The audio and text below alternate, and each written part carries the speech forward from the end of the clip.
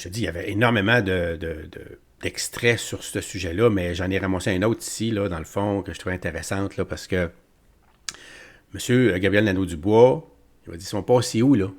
Des anges gardiens, là. T'en souviens pendant le gros rhume, là, comment est-ce que il nous parlait des anges gardiens qui étaient tellement importants. À tous les jours, il venait nous dire à la TV que c'était des anges gardiens, puis qu'ils étaient formidables, tu sais.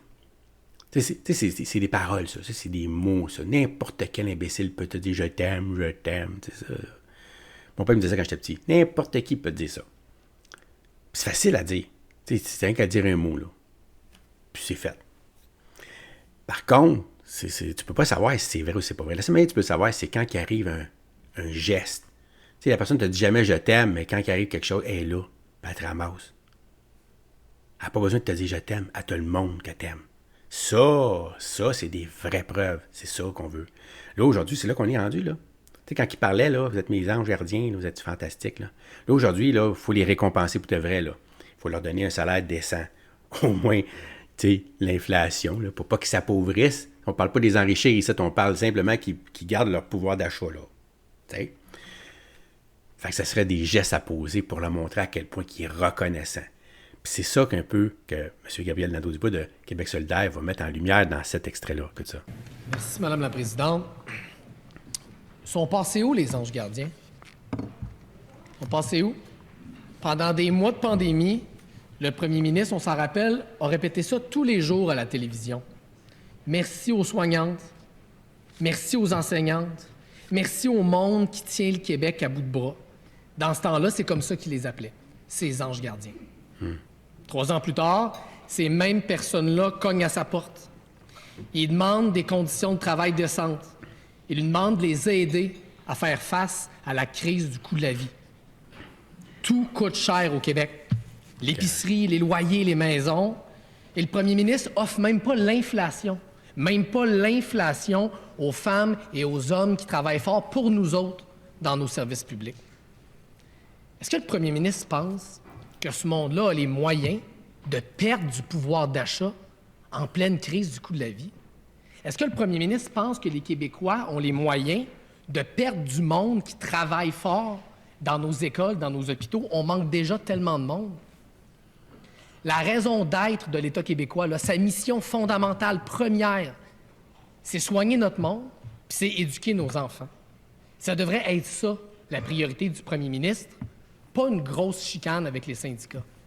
C'est quoi sa priorité? Régler les problèmes dans nos services publics ou régler ses comptes avec les syndicats? Hein? La réponse du premier ministre. Oui. Madame la présidente du Conseil du Trésor a, dimanche, amélioré l'offre qui est faite aux demi-millions de travailleurs du gouvernement du Québec. On propose actuellement une augmentation moyenne de 14,8 % de la masse salariale. 14,8 % pour les 5 prochaines années. Le ministre des Finances évalue que pour ces mêmes 5 années, l'inflation devrait être de 12,7 %. Maintenant, là où on a un désaccord, Québec solidaire puis moi, c'est que ce sont des offres différenciées. Parlons-en justement des anges gardiens. Quelle va être l'augmentation pour les infirmières de nuit à temps plein? 17,3 % d'augmentation. Quelle va être l'augmentation pour les psychologues? 25 % d'augmentation. 25 %. Ce que Québec solidaire nous dit, c'est que ce qui est important, là, c'est d'utiliser ce que les syndicats faisaient avant la CAQ, c'est-à-dire les mêmes pourcentages pour tout le monde. Les mêmes pourcentages pour tout le monde. C'est pas comme ça qu'on va améliorer les services. Il faut être capable de mieux payer, par exemple, les infirmières de nuit, pour être capable de combler les postes qui ne sont pas comblés. C'est ça que Québec solidaire ne comprend pas. Première complémentaire. M'excuse, hein, quoi. Je demande au premier ministre de donner les bonnes informations aux Québécois et aux Québécoises. Québec solidaire ne s'oppose pas et ne s'est jamais opposé à des offres différenciées. On l'a nous-mêmes proposé Je suis debout, monsieur le chef du deuxième groupe d'opposition. Je suis debout. Ne faites pas de commentaires si je suis debout. Je vous céderai la parole et je vous cède la parole. Monsieur le leader adjoint, brièvement, quelle est la question de règlement? Et ce qu'il demande au premier ministre de dire les bonnes informations sous-entend que le premier ministre ne le fait pas. On doit prendre la parole des députés en cette chambre. Madame la présidente, voyons donc, vous le savez. Voyons donc. Nous allons poursuivre. On doit prendre la parole des députés. On doit faire attention également aux motifs que l'on impute à nos collègues. Je vais vous reconnaître, Monsieur le leader du deuxième groupe d'opposition. Je vais interrompre mon collègue, c'est correct, mais mon collègue interprète clairement les faits. Il donne la version de Québec solidaire. Il ne change pas la parole du premier ministre. Alors, nous allons poursuivre. Je vais trancher. Nous allons poursuivre. Il restait quelques secondes. Nous allons poursuivre avec la question dans le respect. On n'est pas et on n'a jamais été contre des offres différenciées. On en proposait nous-mêmes pour les psychologues des offres différenciées. Mais parlons des autres. Le salaire moyen des gens avec qui le premier ministre négocie, c'est 44 000 $ par année. Puis il leur propose même pas l'inflation. Y a-tu le courage d'aller leur dire qu'ils méritent même pas l'inflation, ce monde-là? La réponse du premier ministre. Oui, Madame la présidente, le problème avec le chef de Québec solidaire, c'est qu'il essaie de faire une question, là, il se filme, il met ça sur Instagram, puis il ne met pas notre réponse. Prenez l'exemple de ce qu'il vient de dire. Il dit que le salaire moyen, c'est 44 000. Est-ce qu'il pourrait dire qu'il me filme, là, le salaire moyen, c'est 61 000. 61 000. Donc, c'est faux ce qu'il vient de dire. Est-ce qu'il va mettre ça sur Instagram? On va dire que c'est faux. Bon. Je vais vous rappeler le décorum. Je suis debout. On se tait. On ne fait pas de commentaires. Je vais reconnaître Monsieur le leader du deuxième groupe d'opposition brièvement. Mais c'est faux, on ne peut pas dire ça, vous le savez. On ne peut pas dire ça. Très bien.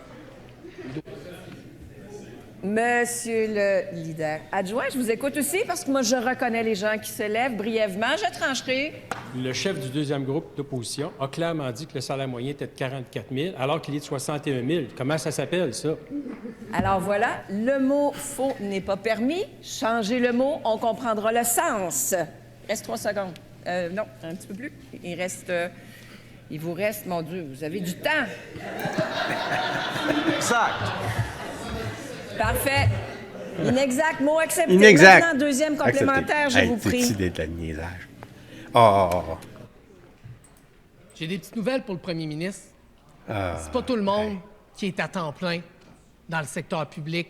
61 000, c'est le salaire du monde à temps plein. Mais il y a du monde à temps partiel, puis le salaire moyen du monde avec qui il négocie, c'est 44 000. C'est la vérité. Le premier ministre... Bon, je suis debout à nouveau. Chers collègues de la partie gouvernementale, je vous entends très, très bien. Vous faites beaucoup trop de commentaires. J'ai de la difficulté à entendre la question. Le décorum, article 32. Il n'y a qu'une seule personne qui parle. On l'écoute, c'est le chef. Vous gardez le silence. J'aimerais entendre la suite de la question pour avoir la réponse. Ces femmes-là, ces hommes-là font aujourd'hui ce qu'ils faisaient durant la pandémie quand ils les appelaient les anges gardiens. Ils prennent soin de nos enfants, ils prennent soin de nos malades, ils travaillent pour nous autres. Le premier ministre leur manque de respect. Bon, je suis debout. Votre question est terminée. Faisons attention à nos propos. La réponse du premier ministre. Bien, on vient d'avoir une démonstration de comment Québec solidaire calcule un salaire moyen. Il additionne du monde qui travaille une journée par semaine, avec d'autres qui travaillent 2 jours par semaine. Il fait un mélange de tout ça, puis c'est comme ça qu'il arrive à sa moyenne. Soyons sérieux, Madame la présidente. Prenons l'augmentation de 1 000 qui est donnée à tous les employés.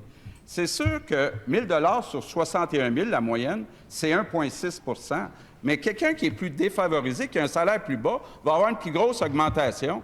Je pense que Québec solidaire n'est pas d'accord avec ça. Je pense qu'il n'est pas d'accord avec ça.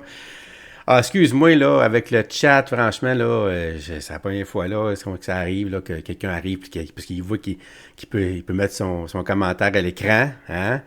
Moi, je fais confiance, là, mais ça m'a l'air qu'il y en a qui profitent de la situation, qu'est-ce que je fasse? Fait que j'essaie de la supprimer au fur et à mesure, mais je la misère, puis à écouter, puis tout. Fait que si ça continue, je vais peut-être arrêter le chat comme ça. Je suis vraiment désolé, je vais le laisser encore, là. Mais je trouvais ça intéressant, là, cette capsule-là, de montrer, dans le fond, tu sais, de la côté, là, les anges gardiens et tout, puis même M. Paradis l'a dit tantôt, là, ceux là, qui ont des offres différenciées, il y en a, là, mais c'est pas la vaste majorité, ça. T'sais, c'est une petite minorité, fait que c'est pas vrai que c'est 14,8. T'sais, ça, c'est le maximum de ceux qui vont avoir le maximum, mais t'sais, en général, ce ne sera pas ça.